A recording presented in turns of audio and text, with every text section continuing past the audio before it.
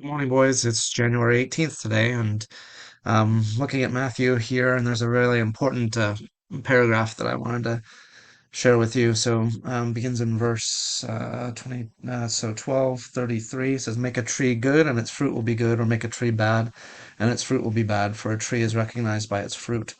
You brood of vipers, how can you who are evil say anything good? For the mouth speaks what the heart is full of. A good man brings good things out of the good stored up in him, and an evil man brings evil things out of the evil stored up in him."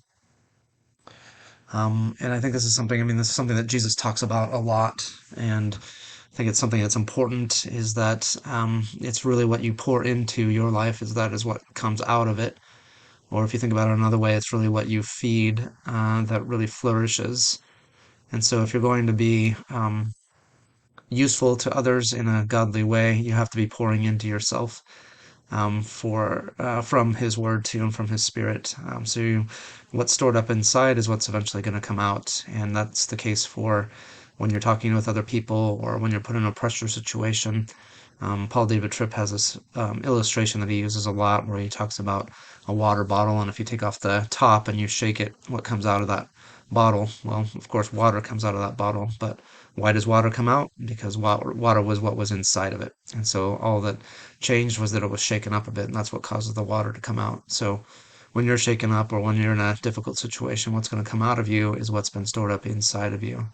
And so it's always worth it to pour in the good things, to feed those good things, to dwell on those good things, so that when you have any kind of situation, what comes out is what you've been pouring in.